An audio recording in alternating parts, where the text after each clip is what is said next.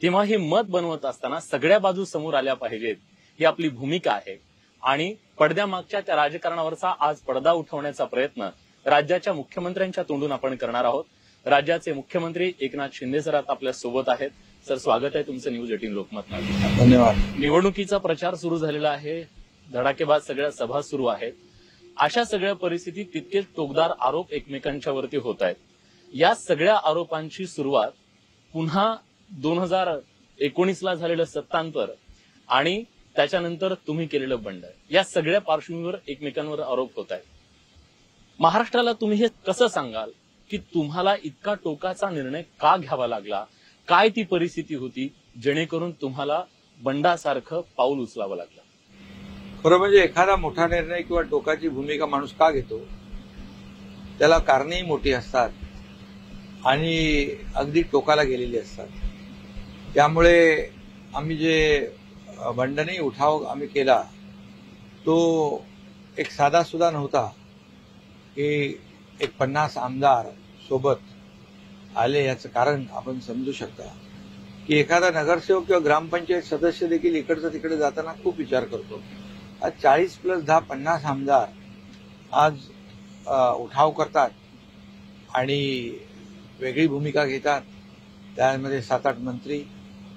हे शेवटी जे काही बाळासाहेबांचे विचार, बाळासाहेबांची भूमिका आणि पक्षाची वैचारिक भूमिका जी आहे शिवसेनेची, याच्या विरुद्ध कुठेतरी म्हणजे त्याला तडा गेल्यामुळे आणि लोकांच्या मनामध्ये असंच होतं की शिवसेना भाजपचं गठबंधन सरकार स्थापन होईल। परंतु दुर्दैवाने तसं झालं नाही आणि जी काही आकडेवारी आली, ज्या दिवशी रिझल्ट आले, जेवढे नंबर्स आले, त्या नंबर्स बघून मग पक्षाच्या प्रमुखाने ठरवलं की आपल्याशिवाय आता सरकार बनत नाही आणि मग त्यांनी त्यांचा डाव टाकला।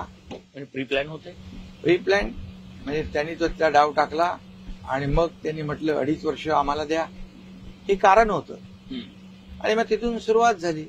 2.5 वर्ष जेव्हा चर्चा सुरू झाली तेव्हा म्हणाले पहिले 2.5 वर्ष द्या, आम्हाला भाजपवर विश्वास नाही, ते एकदा सत्तेत बसले की परत 2.5 वर्ष मिळणार नाहीत। म्हणजे हे जे काय आहे सगळं प्री प्लॅन आहे आणि त्यांना मुख्यमंत्री बनण्याची सुप्त इच्छा अनेक वर्षापासून होती। त्यांनी सांगायला पाहिजे होतं, पण ते म्हणजे शरद पवारांची इच्छा होती। शरद पवारांकडे 2 दूत पाठवले आणि त्यांना सांगितलं की तुम्ही उद्धवजींचं नाव घ्या मुख्यमंत्री पदासाठी। या सगळ्या गोष्टी लपत नसतात आणि मग शरद पवारांकडून, पवार साहेबांकडून त्यांचे हात वरती घेऊन यांना मुख्यमंत्री केलं पाहिजे, यांना मुख्यमंत्री करूया, या सगळ्या गोष्टी काय लपतात का? स्क्रिप्टेड होते, सगळं ठरलेलं आहे। पवार साहेबांनी त्यांना विचारलं 2 दूतांना, उद्धवजींची तयारी आहे का? हो, आम्हाला त्यांनीच पाठवलंय। या सगळ्या गोष्टी ज्या लोकांनी मला सांगितल्या त्याची मी नावं घेऊ इच्छित नाही, योग्य वेळ पुढे घेईन।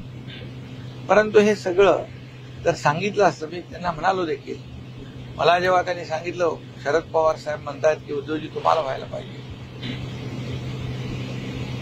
त्यावेळेस मी खूप संयम ठेवला आणि मी त्यांना सांगितलं या सगळ्या गोष्टी जर तुम्ही आम्हाला अगोदर सांगितल्या असत्या तशा प्रकारचा आम्ही सगळं माहोल तयार केला असता। हा एकनाथ शिंदे सत्तेसाठी, खुर्चीसाठी कधीही कुठल्याही मोहाला बळी पडलेला कार्यकर्ता नाही। हा बाळासाहेब ठाकरेंचा, दिघे साहेबांचा शिवसैनिक आहे। आजपर्यंतच्या माझ्या आयुष्यामध्ये मी कधीही मोहापायी, सत्तेपायी कधीही कॉम्प्रोमाइज केलं नाही। स्वतःचा स्वार्थ कधी बघितलाच नाही। मी फक्त आणि फक्त पक्षाचा आणि शिवसेनेच्या कार्यकर्त्यांचाच बघतो। सर, एक गोष्ट आहे, साधारण 5 वर्षापूर्वी अशीच एक घटना घडली। ही थोडीशी वैयक्तिक बाब मी तुम्हाला विचारतोय। तुमच्या आई हॉस्पिटलमध्ये होत्या, तुम्ही पालघरच्या सभेला निघाला होता आणि नेमकं त्याच वेळी तुम्हाला त्या प्रचाराला जात असताना कळलं की आई गेल्या, पण तुम्ही कार्यकर्त्याला दिलेला शब्द लोक तिथं थांबतायत याच्यासाठी पक्षाला प्राधान्य देत ती सभा पूर्ण केली। याचा अर्थ असा की आई इतकं स्थान पक्षाला दिलं, त्या पक्षामध्ये असं काय घडलं की तुम्हाला इतकं टोकाचं पाऊल उचलावं लागलं? असं काय घडलं नेमकं, तुम्ही आज हे सांगणार आहात? तो दुर्दैवी प्रसंग माझ्या आयुष्यात आला. माझ्या गाडीमध्ये स्वतः राजेंद्र गावित होते उमेदवार, आणि मी जवळपास अर्ध अंतर कापून गेलो होतो, आणि मोखाड्याजवळ गेल्यानंतर त्या घाटामध्ये मला फोन आला की तुम्ही कुठे आहात. मी म्हणालो असं तुम्ही हॉस्पिटलला लवकर या. तेव्हाच मला समजलं की आई माझी आता या जगात नाही. पण मी ते जाणवू दिलं नाही. मी डॉक्टरला सांगितलं मी 8 ते 9 वाजेपर्यंत पोहोचतो, आणि राजेंद्र गावित यांच्या खासदारकीच्या लोकसभेच्या निवडणुकीसाठी ज्या सभा लाईनअप केल्या होत्या तिकडे हजारो शेकडो लोक उभे होते. त्या ठिकाणी मी गेलो, सभा पूर्ण केल्या, आणि मग मी हॉस्पिटलमध्ये आलो. हे सगळं कुणासाठी? आई एवढं प्रेम मी माझ्या पक्षालाही दिलं, शिवसेनेला दिलं, बाळासाहेबांच्या शिवसेनेला दिलं, आणि त्यांनी मला काय दिलं? आईचं दूध विकणारे असं म्हटलं.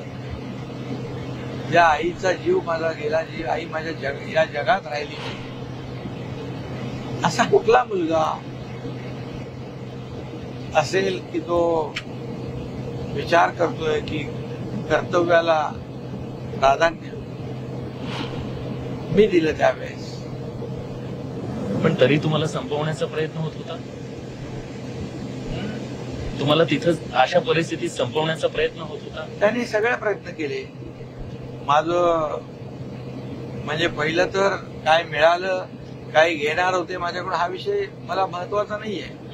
परंतु जिथे जिथे तडजोड होत होती, हिंदुत्वाच्या बद्दल तडजोड होत होती, सावरकरांचा वारंवार अपमान होत होता, सभागृहामध्ये एक ब्रश शब्द काढण्याची हिंमत कोणाची नव्हती, आणि जे काही निर्णय महाविकास आघाडी घेत होती त्यामध्ये वारंवार बाळासाहेबांच्या विचारांना तडा जात होता. तोंड दाबून बुक्क्याचा मार लोक सहन करत होते, आणि शिवसैनिकांचं खच्चीकरण होत होतं. मुख्यमंत्री असताना शिवसैनिक जेलमध्ये जात होते, मोक्कामध्ये जात होते, तडीपाऱ्या होत होत्या, आणि हे सगळं निमूटपणे सहन आपले लोक करत होते.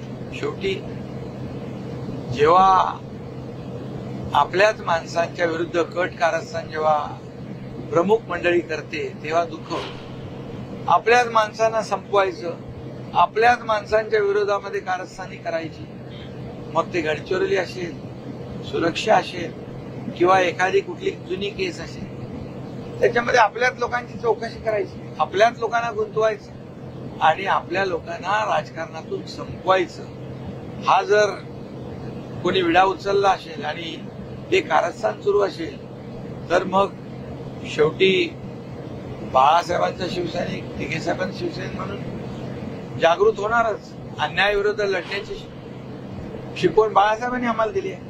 पक्षातलं तुमचं स्थान वाढत होतं, तुमचं नेतृत्व पेलवत नव्हतं, त्यांच्या डोक्यात काहीतरी होतं, आणि तुम्ही